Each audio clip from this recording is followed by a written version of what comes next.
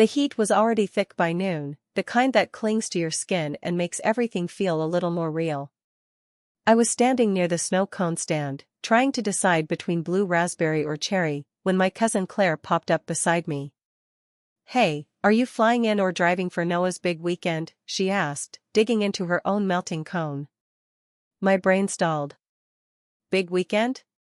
She didn't even pause, just kept talking like I wasn't a human being actively falling apart inside. "Yeah, I figured you'd fly. From Chicago, right? Unless you're staying a while." My face must have done something because she tilted her head. "Wait, you do know about the wedding, right?" I forced a smile. "Yeah, totally. Just hadn't worked out my travel yet." She nodded, satisfied, and wandered off toward the corn dogs. I stood there, frozen, the sun suddenly hotter than before, like the sky was pressing down on me. The fairground noise, kids screaming on the spinning rides, the pop of BB guns, the muffled country music from the PA, blurred together in my ears. I set my untouched snow cone on a picnic table and walked as calmly as I could to the gravel parking lot. Inside my car, it was an oven. I didn't start the engine. I just sat there, hand on the steering wheel, sweat sliding down my back, and stared at the dashboard. I couldn't even cry. Not yet. Noah. My brother. My baby brother. I had raised that kid. After Dad OD'd in the back of the gas station, it was me who took on the bills, the meals, the bedtime stories. Our mom floated through life half-aware, and Noah needed someone real. That was me. Always me. I worked 2 jobs to get him through high school. Took out loans for his college books. Picked him up when his car broke down. Paid off his first credit card. I didn't do it because I had to. I did it because I loved him.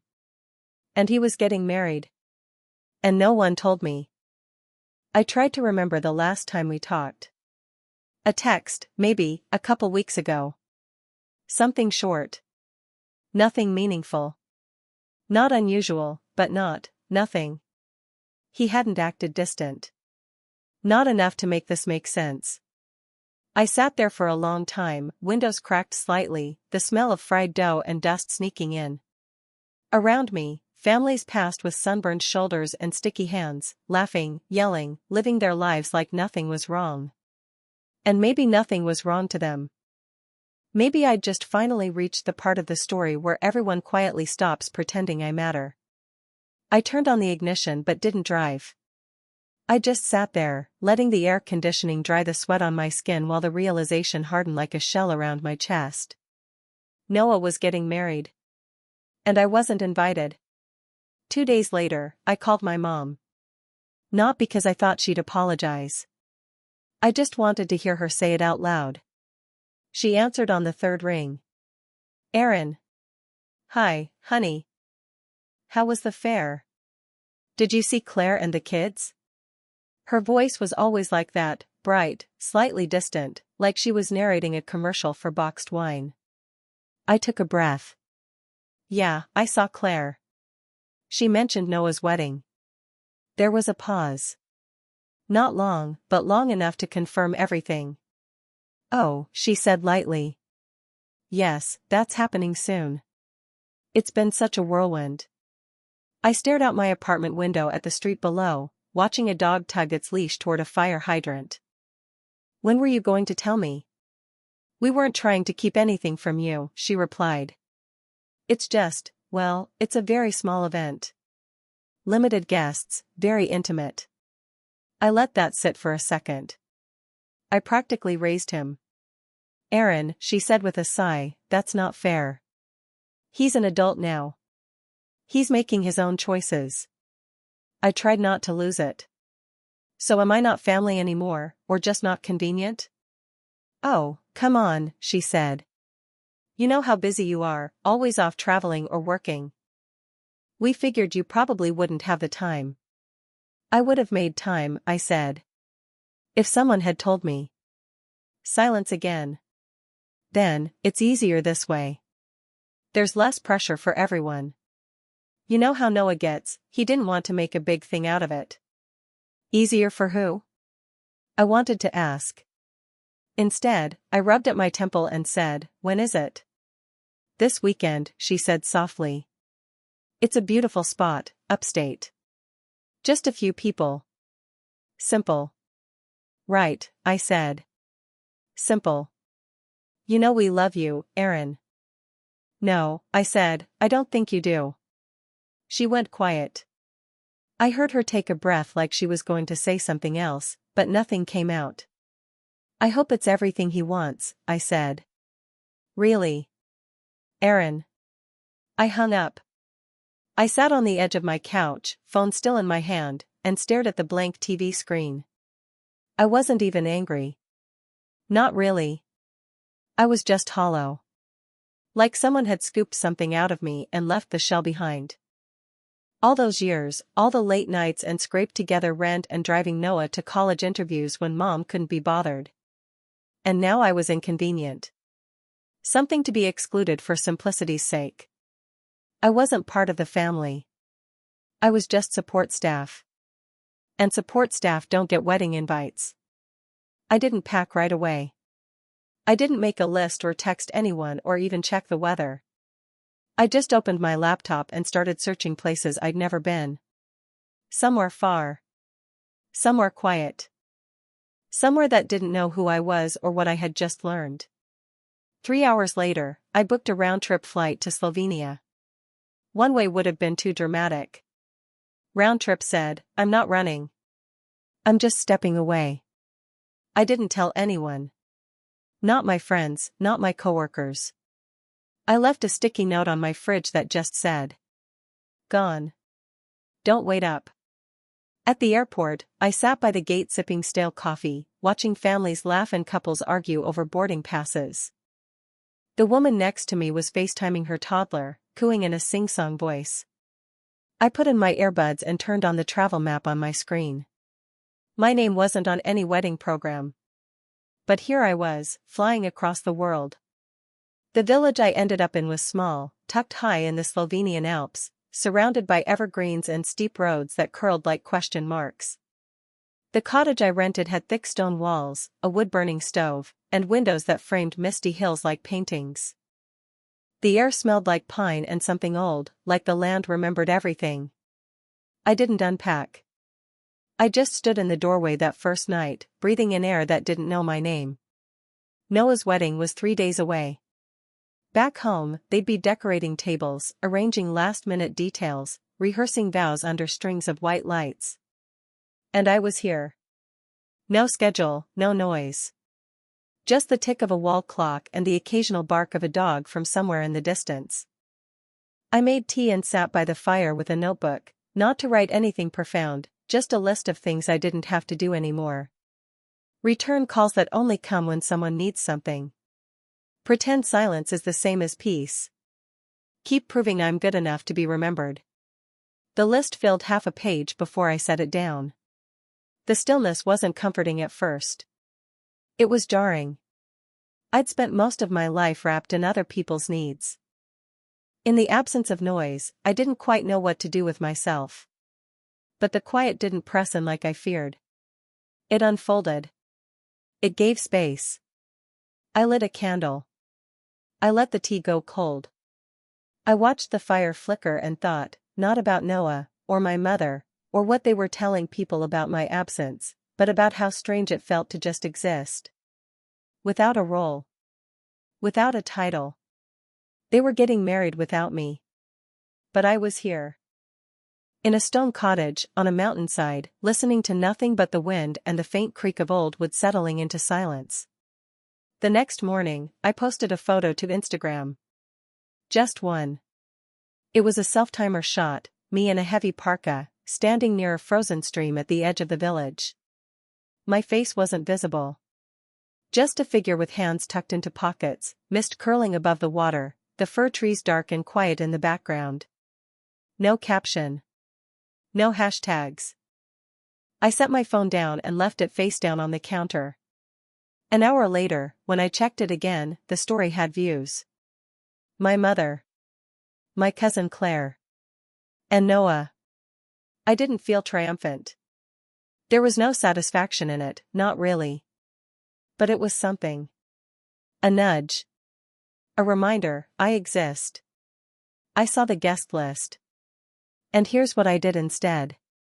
They didn't reply. No one did. Just a row of silent viewers watching a life they decided to exclude. I didn't post anything the next day. I went on a hike instead, following an old trail that wound through snow-packed paths. A dog from the village followed me halfway up the hill and then disappeared into the woods. I didn't mind the solitude. It felt earned. At the top, I sat on a flat rock and drank water from my thermos. The air burned clean in my lungs. I thought about how, right now, Noah was probably somewhere in a tailored suit, smiling for photographs. Maybe he was giving a toast. Maybe someone had asked about me. And maybe they hadn't. Later that evening, I made a small dinner, bread, cheese, a boiled egg, and lit the fireplace again. The quiet was no longer foreign. It was beginning to feel like a room I could live in. I opened my phone and took another photo, my hand resting on a ceramic teacup, a wool blanket folded across my knees, the fire flickering in the background. I posted it with the same intent, no caption, no explanation. Just presence. Quiet, unapologetic proof that I was still here. Just not where they wanted me. Within minutes, the same viewers appeared. My mother. Claire. Noah. Again, no messages. But that was the thing about silence, it used to feel like erasure. Now, it felt like resistance. I didn't need their apology. I didn't even need acknowledgement. Just the act of being seen, on my own terms, was enough. They could have had me at the wedding. Instead, they got the ghost of me, one photo at a time, from half a world away. 3 days later, I woke to a flurry of buzzing, texts, missed calls, and one simple message from my friend Dana back in Chicago. Dana, you need to see this. No punctuation. No context. Just urgency. I rubbed my eyes, sat up in bed, and opened the link she'd sent. It led to a video already racking up views on Instagram and TikTok. The caption was simple. When the maid of honor exposes the bride at the altar, flushed face #wedding disaster. I didn't want to watch it. I told myself I shouldn't. But I did. It started with sunlight and white chairs, the kind of ceremony set in a rented garden with lanterns strung through trees and petals scattered like confetti. The guests were seated, murmuring. The camera, probably someone's phone, panned toward the altar, Noah standing stiffly in a dark suit, the bride approaching slowly, all glowing white and careful steps. Then came the voice, loud, shaky, cracking at the edges. Stop the ceremony. Gasps. A shuffle of heads turning. It was the maid of honor. Her face was flushed, but her voice kept rising. You don't deserve him, she shouted, pointing at the bride. You've been sleeping with his best friend for months. A collective inhale from the crowd. Then chaos. The groom, Noah, didn't move at first. He just stood there, blinking, like he couldn't make sense of the scene in front of him. The bride tried to say something, but the maid of honor cut her off with a scream, I told you I would if you didn't tell him.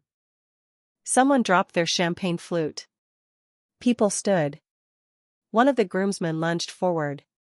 A folding chair toppled. The camera jostled wildly for a few seconds before catching one last shot, Noah turning slowly, his face completely blank, as the bride started to cry. I paused the video. I sat there in the cold morning light, blanket around my shoulders, heart pounding in my chest. But not from glee. Not from some sense of justice. Just quiet shock. They'd excluded me to protect their perfect day. And it fell apart anyway. I set my phone down and stared at the fireplace, still dark and cold. Outside, the mist rolled down the hills like spilled milk, quiet and unbothered by the noise happening elsewhere. I didn't feel satisfied. I didn't want revenge. But something in me, something deep and aching, felt seen. Not by Noah, not by my mother, not by the family who'd written me out of their story. But by the truth. Because eventually, the truth always shows up. Even if it crashes the party in a bridesmaid's dress. I lit the fire, poured a cup of tea, and didn't open my phone again. Not for the messages, not for the calls. Let them unravel without me. The wedding was over. And I wasn't part of the wreckage. By the next morning, my phone looked like it was begging for air, notifications stacked like a wall, each one a little more frantic than the last. Missed calls from Mom. Missed calls from Noah. Voicemails, texts, even a string of WhatsApp messages from numbers I didn't recognize, probably distant cousins who hadn't texted me in years. I didn't open any of them right away. I made breakfast first. Eggs, toast, coffee.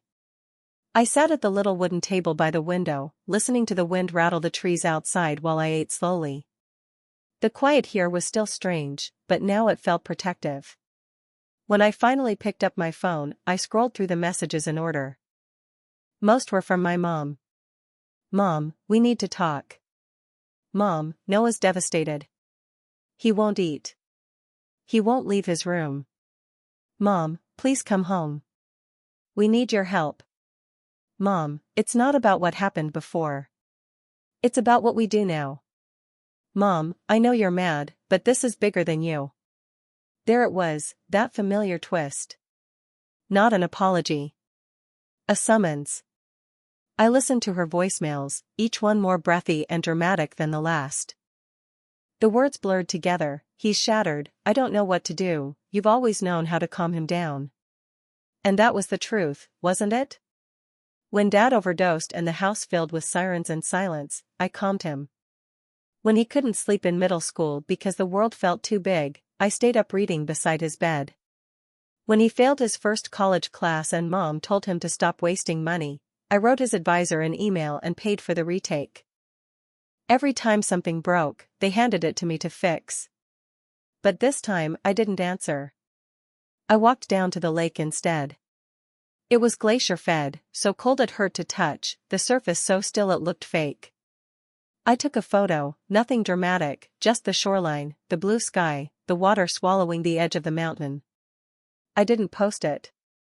I just kept it. Because this space, this silence, this pause, was mine now. I could hear the questions in their messages, even if they didn't say them out loud. When are you coming back? When will you be Aaron again, the reliable one, the strong one, the fixer? But they weren't asking about me. They were asking for a role I played. A function I served. Not one of them had said, I'm sorry we didn't invite you. I'm sorry we hurt you. Just come fix it. I didn't reply. I stood at the edge of the lake and breathed in air that didn't expect anything from me. No performance. No caretaking. Only presence. And that, finally, was enough. It came in quietly, no calls, no double texts, just one message. Noah, I know I hurt you. I didn't think it mattered anymore. I was wrong. I stared at the screen for a long time, reading those two short sentences again and again. There were no excuses, no justifications, no you have to understand wedged into the middle. It was short. Honest, maybe. But incomplete. I set the phone down beside my tea and walked outside, bare feet pressing into the cold stone steps of the cottage porch. The mist had lifted early that morning, revealing a clear sky and rows of jagged peaks in the distance, like the bones of the world laid bare. I tried to feel something. Relief, maybe. A sense of closure. But I didn't. Noah's message wasn't about the wedding. Not really. It was about all the other moments he hadn't noticed me disappearing. All the times he leaned on me without looking back to see how I was holding up. It wasn't the missing invitation that broke me. It was years of carrying him through storms while he pretended the umbrella held itself up. Growing up, he was everything to me. A scrawny kid with a mop of hair and two big sneakers who used to fall asleep on my shoulder during movies. I taught him how to fold laundry. How to make grilled cheese without burning the bread. How to say no when people tried to push him around. Funny how that last one came in handy for him. Because when it was his turn to stand up, for me, he chose silence. I went back inside, lit a candle, and poured myself a glass of wine from the bottle I'd been saving since I arrived. Not for a special occasion. Just for a moment that felt entirely mine. The message still sat there on the screen, blinking with quiet sincerity. I was wrong. It was the closest thing to an apology he'd ever given me. And still, it asked something of me. Something unspoken. Say it's okay. Tell me we're fine. Fix it like you always do. But I didn't answer. I left the message sitting in the same silence they gave me. Not because I hated him. Not because I wanted to hurt him. But because I needed him to sit in the weight of it. To feel what it's like when the person you always assumed would be there, simply isn't. Sometimes silence isn't a punishment. It's just the end of a conversation that should have ended long ago. It was nearly midnight when the phone rang again. I was in bed, watching the candle on the nightstand burn low, its flame just a sliver now. For a second, I thought about ignoring it, letting it roll to voicemail like all the others. But something in me shifted. Maybe it was curiosity. Maybe just readiness. I picked up. Hello? There was a pause, then my mother's voice, soft this time, not chirpy or bright or wrapped in deflection. Aaron, she said. Are you okay? I didn't answer right away. I didn't want to make it easy. I wanted her to sit in the quiet for once, to feel the space I'd been living in. She cleared her throat. I know I've called a lot. I didn't want to push. But, she paused. Noah's not well. He won't speak to anyone. He's not eating. Meline left town to be with her parents. It's broken. Her voice cracked on that last word. I stared at the ceiling, tracing the wooden beams with my eyes. Why are you calling me? Because, she said, we don't know what to do. We've been trying to hold everything together but, without you. She didn't finish the sentence. You mean without someone to clean up the mess, I said. Aaron, she whispered. Please. I sat up, pulling the blanket around my shoulders. You never told me, I said. You all made this decision, and you didn't even tell me. She was quiet for a long time. Then, I think I convinced myself you wouldn't mind. That you were too busy. That you wouldn't want to come. But that's not what happened, I said. No, she admitted. It's not. There was another long silence between us. No performance this time. Just air and distance and whatever honesty could live between two people after a wound like that. Meline didn't like how close you two were, she said, surprising me. Noah told her everything always went through you, that you were the one who took care of him. She didn't like that. So he erased me, I said flatly. Don't say that, she said. He didn't mean. But he did, I interrupted. You all did. My voice didn't rise. I didn't cry. I didn't need to. I was there for years, I said, slower now. Every time you needed help. Every time he needed a ride, or a check, or a shoulder. I was always there. You just didn't see me. The other end of the line stayed quiet. For once, she didn't jump in with excuses. She didn't try to patch it up or pretend it hadn't been that bad. I know, she said finally, her voice thin. You're right. I let those words settle. I hadn't expected them. And I didn't expect what came next either. I'm sorry, she whispered. It wasn't grand. It wasn't perfect. But it was real. I didn't say I forgave her. I didn't say I'd come back. We just sat there, both of us holding the silence. This time, neither of us filled it. The next morning, I woke before the sun. The sky outside was still gray, the kind of soft quiet that feels untouched. I boiled water for tea and stood barefoot on the porch while the steam rose from my mug and the mist settled low across the hills. There was nothing left to say, and still, I needed to say something. I pulled out the heavy cream-colored stationery I'd bought on my second day in the village, a simple pack from a corner shop with delicate edges and no markings. I didn't overthink the words. I just started writing. Dear Mom. Dear Noah. Dear whoever reads this first. There are no accusations here. No list of things you did wrong. You already know what happened. And if you don't, I don't need to explain it again. I just want to tell you this, I am no longer angry. That doesn't mean I'm okay with it. It doesn't mean I've moved on. It just means I've stopped carrying your silence like it belongs to me. You left me out because it was easier. You didn't want the complication of who I've been to you, caretaker, mediator, stand-in parent. But I'm not a role. I'm a person. And I needed you to remember that. I hope you find peace. I hope you stop mistaking absence for convenience. I hope, next time, you choose inclusion over avoidance. Not because you have to. But because it's the right thing to do. I'll be okay. Please don't write back. Aaron.